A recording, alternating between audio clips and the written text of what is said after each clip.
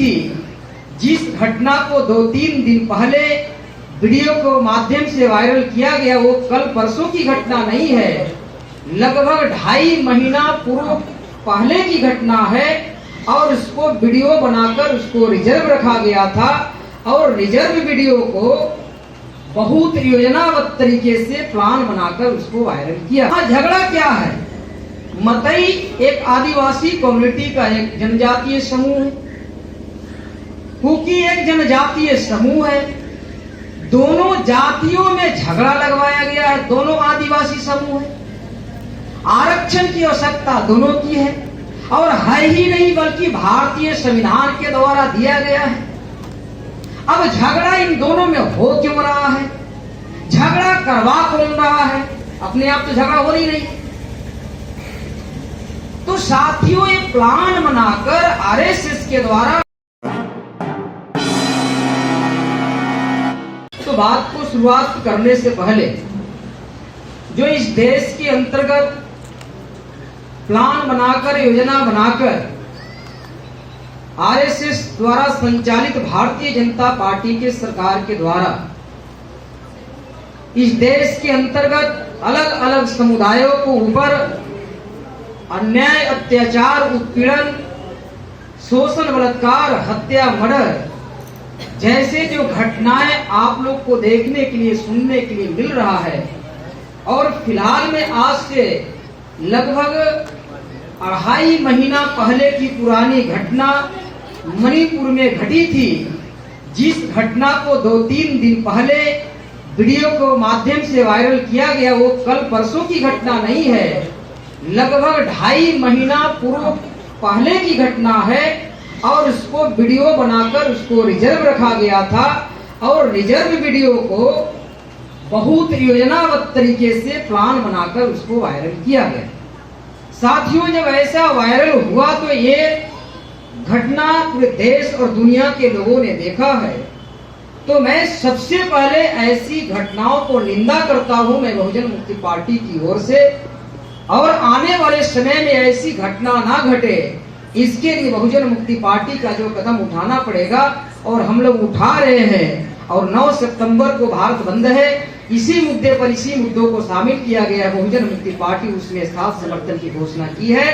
इसी मुद्दों के ऊपर भारत बंद की घोषणा राष्ट्रीय आदिवासी एकता परिषद के माध्यम से 7 अगस्त को की गई है। बहुजन मुक्ति पार्टी का उसमें भी साथ समर्थन की घोषणा ही नहीं, बल्कि हम पूरे डंडे झंडे मजबूती से हम भारत बंद में और चरणबद्ध आंदोलन में शामिल रहेंगे। ऐसा भी साथियों, हम लोगों ने केवल बोलने की काम ही नहीं बल्कि सड़कों पर आकर लड़ने की काम कर रहे हैं। तो ये घटनाएं एक घट नहीं रही है, प्लान बनाकर दुश्मनों के द्वारा घटाया जा रहा है, अपने आप नहीं हो रहा है। और ये जो लगभग 3 महीनों से लगातार जो मणिपुर में हो रहा है, अभी तक मणिपुर में जो भारत के कानून मंत्री हैं अर्जुन मेघवाल जी, उनका कहना है राज्यसभा में जब मानसून सत्र चल रही है उसमें उन्होंने अपना रिपोर्ट पब्लिश किया कि मणिपुर में जिस समय से घटना लड़ाई शुरू हुई है उस समय से लेके आज तक 6000 एफआईआर दर्ज हो चुके हैं। अब 6000 एफआईआर दर्ज हो चुके हैं। अब वो एफआईआर कोर्ट में आएगा, फिर कोर्ट से वो लंबा केस चलेगा।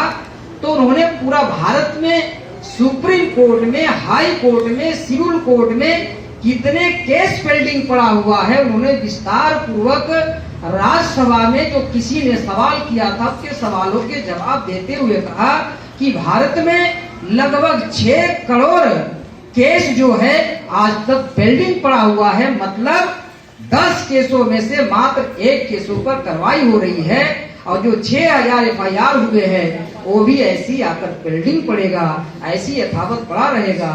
ये साथियों, आपके देश के कानून मंत्री जी का ये सवालों का जवाब है राज्यसभा। तो ये घटनाएं अपने आप नहीं हो रही है, यह प्लान बनाकर किया जाए। अब इसको कैसे रोका जा सकता है?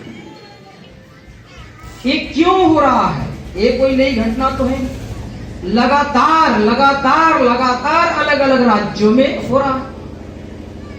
और वहां झगड़ा क्या है? मतई एक आदिवासी कम्युनिटी का एक जनजातीय समूह है, चूंकि एक जनजातीय समूह है, दोनों जातियों में झगड़ा लगवाया गया है, दोनों आदिवासी समूह है, आरक्षण की आवश्यकता दोनों की है और है ही नहीं बल्कि भारतीय संविधान के द्वारा दिया गया है। अब झगड़ा इन दोनों में हो क्यों रहा है? झगड़ा करवा कौन रहा है? अपने आप तो झगड़ा हो ही नहीं। तो साथियों, ये प्लान बनाकर आरएसएस के द्वारा बीजेपी को हथियार बनाकर ये झगड़ा लगवाई गई है और लगवाकर वहां पर आपस में मरवाने और कटवाने की कार्यक्रम हो रहा है। अब ये हो क्यों रहा है? इनको डर क्यों नहीं लग रहा है? अब डर इसलिए नहीं लग रहा है क्योंकि इस देश में भारतीय जनता पार्टी के लोगों को, भारत के लोगों के वोट नहीं चाहिए। अब भारत के लोगों के वोट नहीं चाहिए, तो अब वोट नहीं चाहिए तो वोट उनको मिलेगा कहां से? वोट लाएंगे कहां से?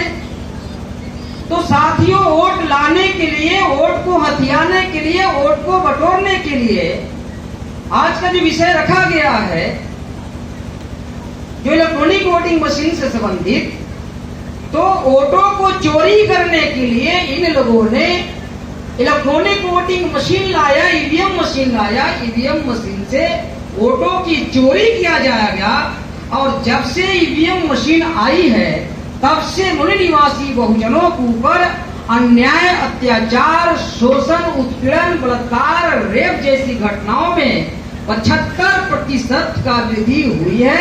ये मेरी आंकड़ा नहीं है, आप लोग गूगल वगैरह में सर्च करिएगा।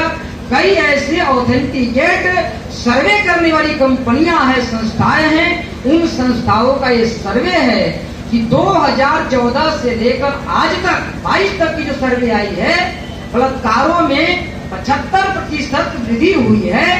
ये भारतीय जनता पार्टी की सरकार बनने की बात की है।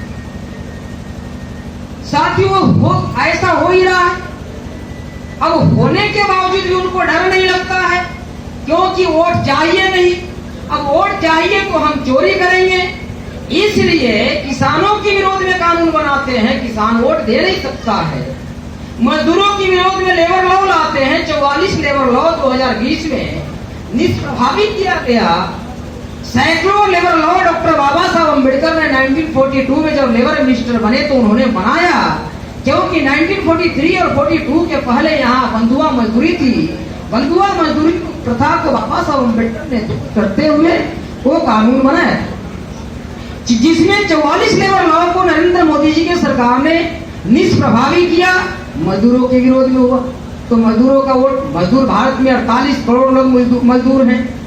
48 करोड़ मजदूरों के विरोध में ये सरकार कानून बनाती है और एक रत्ती तक उनको डर नहीं लगता है कि 48 करोड़ वोट हमें कहां जाएगा, फिर भी बनता है। क्यों? ईवीएम मशीन से हम 48 करोड़ लोगों की वोट की चोरी करेंगे।